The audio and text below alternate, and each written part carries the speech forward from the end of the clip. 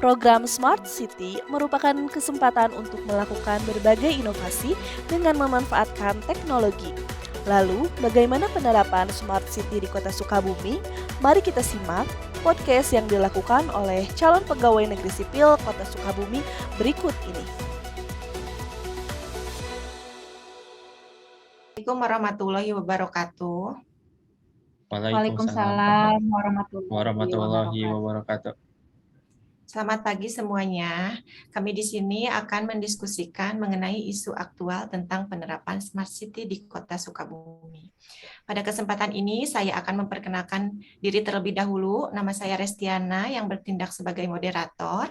Di sini juga tidak sendiri, saya bersama dengan narasumber lain yaitu yang pertama, Dr. Gigi Kiki Hakiki, dipersilakan untuk memperkenalkan diri. Perkenalkan, nama saya Kiki Hakiki. Saya peserta Latsar CPNS Kota Sukabumi, Angkatan 2, NDH 4 dari kelompok 3. Unit kerja saya di Puskesmas UPTD Puskesmas Baro sebagai Dr. Gigi. Boleh dilanjut? Baik, terima kasih untuk Dr. Gigi Kiki Hakiki. Selanjutnya, Amisa Fitri, dipersilakan untuk memperkenalkan diri terlebih dahulu. Assalamualaikum warahmatullahi wabarakatuh. Perkenalkan, nama saya Amisa Fitri. Saya peserta Latsar Kota Sukabumi tahun 2022. Saya kelompok 3 di Angkatan 2 NDH 14. Sekarang saya bertugas di Puskesmas Labatu sebagai seorang sanitarian. Oke, terima kasih untuk Amisa Fitri. Yang terakhir, Restu Sri Rahayu, dipersilakan untuk memperkenalkan diri. Baik, terima kasih. Perkenalkan, nama saya Restu Sri Rahayu. Saat ini saya bertugas di Puskesmas Gunung Tunggal sebagai penyuluh kesehatan masyarakat.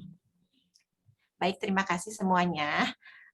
Tema yang kami bahas pada kesempatan ini yaitu Smart City di Kota Sukabumi. Kemudian saya akan bahas sedikit tentang Smart City. Smart City atau kota pintar adalah suatu konsep pengembangan sebuah kota dengan menerapkan dan mengimplementasikan teknologi secara inovatif, efektif, dan efisien dengan cara menghubungkan infrastruktur fisik, ekonomi, dan sosial dalam sebuah kawasan sehingga meningkatkan pelayanan dan mewujudkan kualitas hidup yang lebih baik. Baiklah, kita langsung saja ke narasumber yang pertama, yaitu Dr. Gigi Kiki Hakiki. Dipersilahkan, Dok. Baik, kepada moderator saya ucapkan terima kasih telah memberikan kesempatan ini.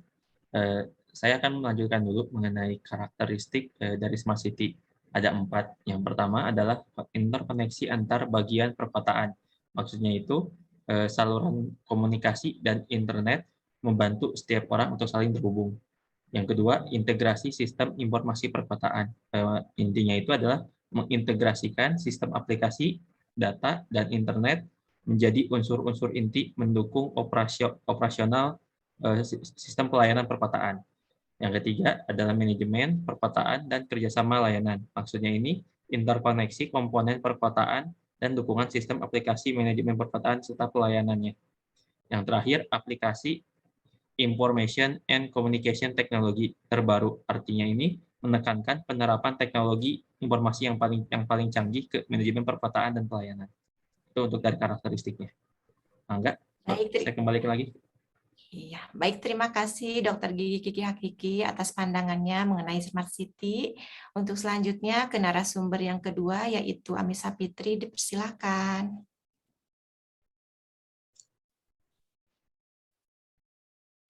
Di-unmute dulu ya sebentar. Saya unmute dulu.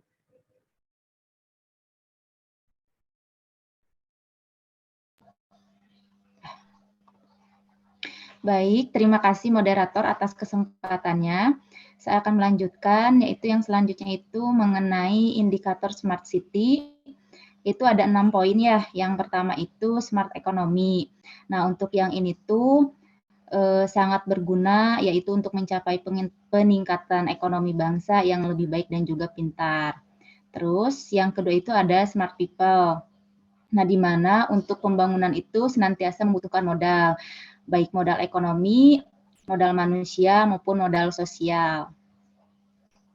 Nah, di Smart People ini ada beberapa hal. Yang pertama itu adanya jenjang pendidikan formal dalam bentuk sekolah dan juga perguruan tinggi. Terus yang keduanya itu ada komunitas IT dan juga komunitas lainnya. Terus yang terakhir itu adanya peran masyarakat dalam pemanfaatan teknologi informasi. Terus yang ketiga itu smart governance. Ini juga ada 3 poin. Yang pertama itu mengikutsertakan masyarakat di dalam penentuan keputusan secara langsung maupun juga online. Terus yang keduanya itu ada peningkatan jumlah dan kualitas layanan publik seperti pembuatan KTP, SIM dan juga lain-lain. Dan yang ketiga yaitu adanya transparansi di dalam pemerintah sehingga masyarakat menjadi tahu dan juga cerdas. Terus yang keempat itu ada smart mobility. Ini itu merupakan bagian atau dimensi smart city yang mengkhususkan pada transportasi dan mobilitas masyarakat. Misalkan macet, pelanggaran lalu lintas, polusi, dan juga lain-lain. Terus yang kelima itu ada smart environment. Ini tuh merupakan bagian atau dimensi pada smart city yang mengkhususkan pada bagian menciptakan lingkungan yang pintar.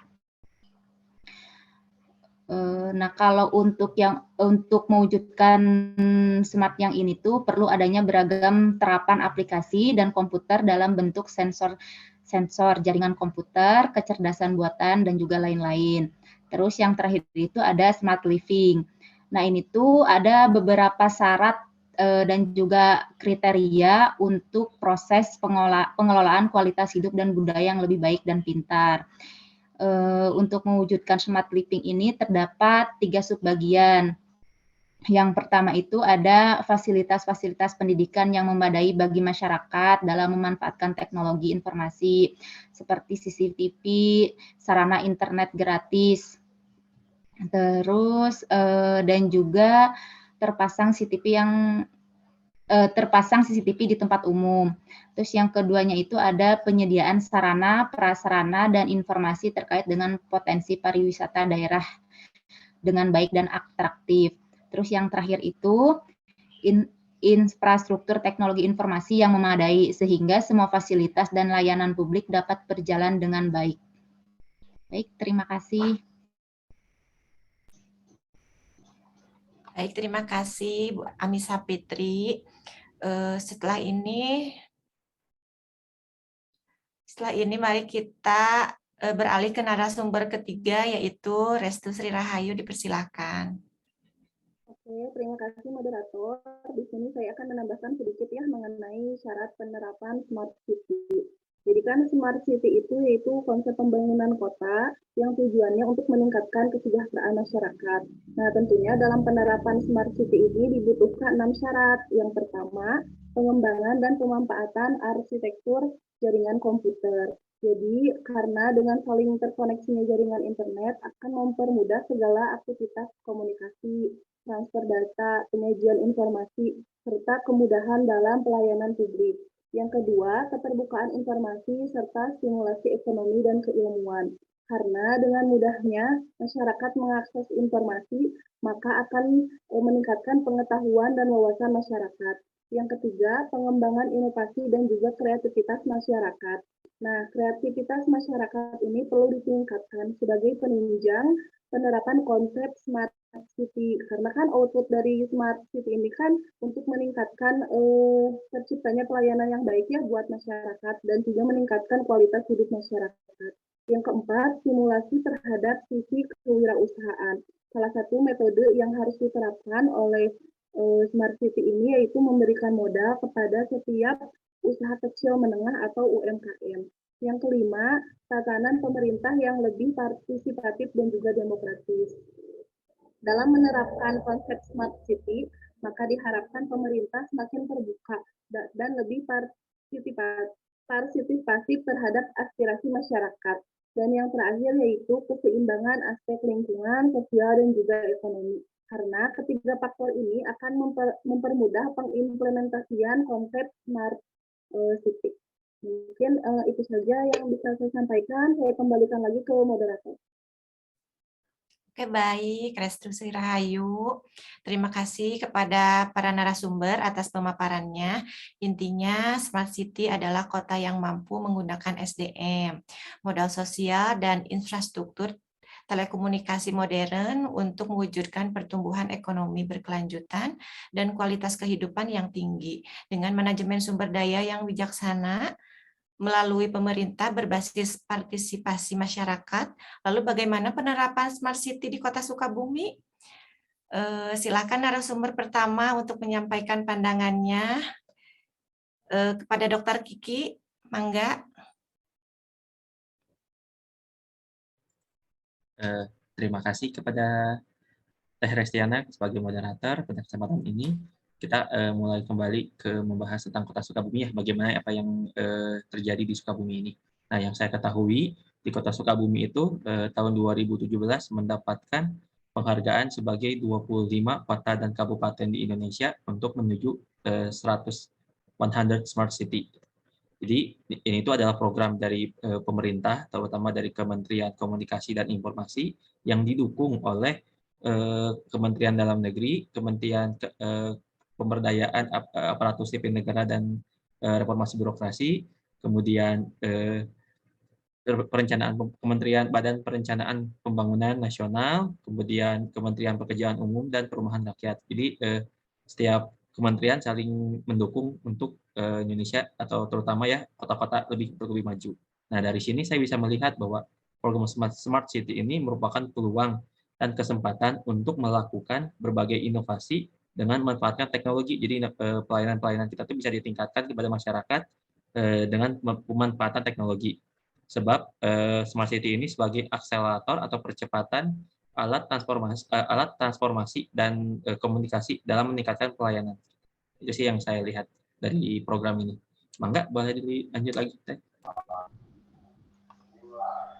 Baik dok, tadi kan betul yang dokter sampaikan ya, pada tahun 2017 Kota Sukabumi itu mendapatkan penghargaan sebagai sebagai 25 kota. Nah, yang saya tahu itu pada tahun 2018 dan juga 2019 terjadi peningkatan kualitas karena sejak tahun 2018 yang lalu berbagai program unggulan seluruhnya sudah disinergiskan dengan Smart City, baik dalam bidang pendidikan, kesehatan, maupun juga dalam bidang ekonomi dan juga lainnya. Jadi, Smart City merupakan peluang dan kesempatan untuk melakukan berbagai inovasi dengan memanfaatkan teknologi. Sebab Smart City sebagai akselerator dan alat transformasi dalam meningkatkan pelayanan kepada masyarakat. Selain itu juga, seluruh kota dan kabupaten menuju Smart City telah mengikuti bimbingan teknis dan memiliki master plan atau rencana induk untuk meningkatkan dan mengembangkan Smart City di daerahnya masing-masing. Mungkin itu sih menurut pandangan saya. Mungkin ada yang lain, Mangga? Ya, baik. Izin melanjutkan ya dan menambahkan mungkin sedikit saja. Untuk tadi ya, pembahasan mengenai penghargaan Smart Governance yang diraih Pemkot Sukabumi kan merupakan bukti juga keberhasilan penerapan program Smart City, yaitu berupa Quick Win, antara lain aplikasi Android Super, aplikasi administrasi kependudukan, dan juga website COVID-19. Nah, Pemkot Sukabumi juga berfokus pada yang namanya Smart Living, di mana Pemkot Sukabumi memberikan layanan puskesmas 24 jam, kemudian ambulans sigap, dan juga home care. Nah, gerakan menuju Smart City di Pemkot Sukabumi ini yaitu gerakannya yang bersifat kolaboratif dan melibatkan kerja seluruh pihak. Penerapan Smart City di Kota Sukabumi tentunya membutuhkan tata kelola pemerintahan yang bersih, transparan, dan juga akuntabel. Untuk Smart Governance, Pemkot Sukabumi mengangkat berbagai inovasi pelayanan publik berbasis digital, salah satunya aplikasi Super atau layanan pengaduan masyarakat, dan Smart Environment, di mana Dinas Lingkungan Hidup telah menggunakan GPS untuk pengangkut sampah. Meskipun pada pelaksanaannya masih banyak kekurangan, tapi sepertinya Pemkot Sukabumi mempunyai komitmen untuk terus melakukan perbaikan, dan hal tersebut harus kita apresiasi bersama. Mungkin cukup itu ya pandangan saya tentang penerapan Smart City di Kota Sukabumi. Saya kembalikan lagi ke moderator. Oke, baik. Terima kasih kepada para narasumber atas pemaparan materinya.